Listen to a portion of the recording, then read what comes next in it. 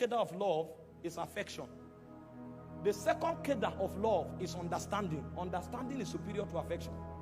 If you start working with somebody and you journey for a while, if you can't understand yourself, you will discover that the lack of understanding will destroy the affection that once existed. Because affection is superior to understanding is superior to affection in the ladder of love. And then when you move a bit further, you will now discover that the third ladder or the third rung on the ladder is trust. Trust is superior to understanding. If you don't trust somebody, you will discover that understanding will come. I say, don't marry who you love. I say, love who you marry. Because that's what the Bible teaches. If you love somebody and God approves of that person, that's good. It's an added advantage. But you may love somebody and God will say that's not the person. You will sacrifice your love and marry who God says. And so you are asking the question, you say, if I don't marry who I love, who should I marry? You marry the person God leads you to. Number two, you marry a person that fears God, that is under the government of God. And number three, you marry the person that is compatible with your purpose. If you find these three, you will love that person. But if you marry somebody you love who God is not choosing for you, or you marry somebody you love who is not under God's government, and you marry who you love and he does not compact with your purpose, after a few years you will discover that that love will vanish. Because if you study love itself in context, you will discover that it will be impossible to really get to love somebody that you have not understood and have not trusted. Because love has three cadres. The first cadre of love is affection.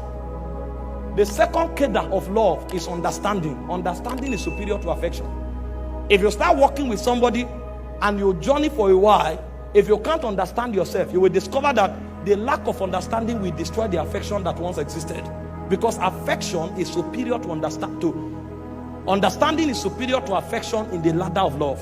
And then when you move a bit further, you will now discover that the third ladder or the third rung on the ladder is trust.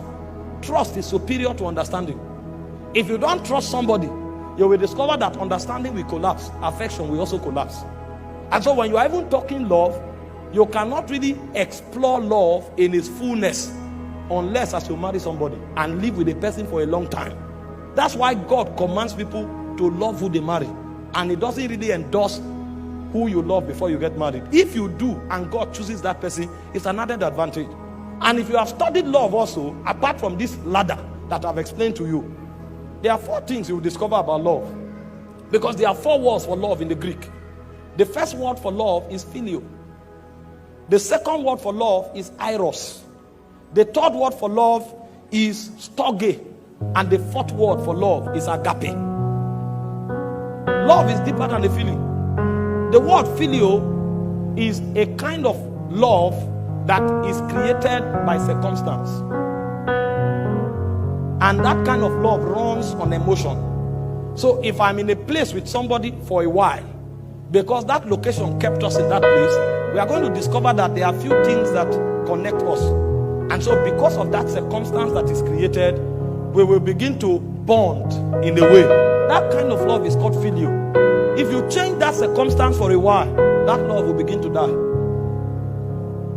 Because that love is orchestrated by circumstance, and that love runs on emotion. If you change the circumstance and you alter the emotion, that love will die. It's called phileo. Friendship operates at that level. And then you have what we call eros. Eros is romantic love. Romantic love is motivated by your definition of beauty.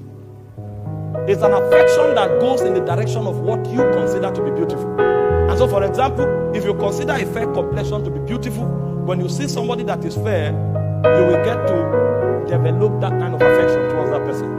But over time, you will discover that because the glory of man diminishes, a point will come when that affection won't mean, that look won't mean much to you anymore. And ask those who are married, they will tell you. When you get married, you are going to discover that as powerful as sex is, even sex will become a responsibility. It's when you are not yet married that demons are touching your emotion. You say, hey. When you get married, you will know that demons were involved. You saw the lady's leg, you say, Jesus.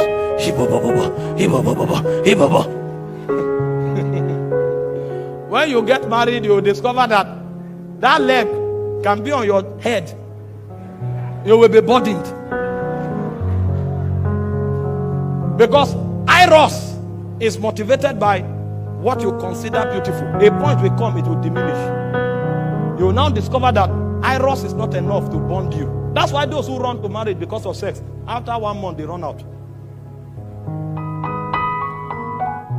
And the people you meet before you get married, most times, is phileo and Eros you feel for them. The higher kind of love is called storge and agape. Storge is companionship. Storge is built by understanding. Storge is not dependent on emotion. That's why people who have understanding, when they become old, at 70, you will see them hold themselves walking together. It's called companionship. There are two things that bet storge. One is understanding, another is covenant. And covenant runs on blood. So the relationship you have with your brother and your sister is called storge. That love originates from your bloodline. And so you will discover that you will live with your brother for many years. Even if you fight, a point will come, you will need that person. And if you are quarreling and the person dies, you can't sleep. You will not feel it in your mind. It will be a weight on your chest. If you have lost somebody before, you will know. Because that covenant is breaking. And so that detachment will create a weight on you that you can't define. Because that kind of love is covenant oriented, and it is also based on understanding. It is when you get into marriage that you can build storge. There's no way you can build storge before marriage. Because marriage is prosecuted on covenant. And that covenant is enacted on the altar before God, and it is consummated on the bed of affection. And then as you walk with that person over time, you will now begin to build understanding. You will now discover that if that person can discern you and you can discern the person, a kind of love that you can't define begins to grow. You just know, it looks as if you become dependent on yourself so much that you can't do without each other. You can be together for 2 days. There's no Eros operation. There's no sex. But you are gisting and talking to yourself as though sometimes you even gossip with one another. What's happening is storge. You will discover that in 1 day you talk to yourself more than 20 times. And it's not that initial. This time around is dependence. Companionship is being formed. But it is rooted in what? Understanding. And understanding takes time. And it's also rooted on covenant. And there's no covenant before marriage. So you can't enter the realm of storge until you get married. And then the final one is agape. Agape is sacrifice. Agape is self-denial. The reason you can build agape is not even because you have a connection with that person. Why phileo is generated by circumstance, Eros is generated by your divination of beauty, storge is defined or generated by understanding and covenant, agape is external. Agape is dependent on the level of trust and obedience you have for another force outside of that marriage. That's why it's called sacrifice. You don't build agape because of your connection with the person. You build agape because of your both connection with the superior being. And so most of the things you do with that person may not be because of that person.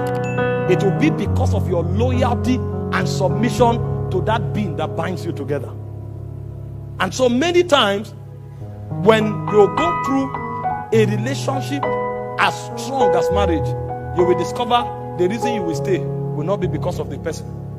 The reason you will stay will be because of your submission to God. That's why it is in worship and it is in loyalty to spirit beings that agape, the subject of agape, can be defined.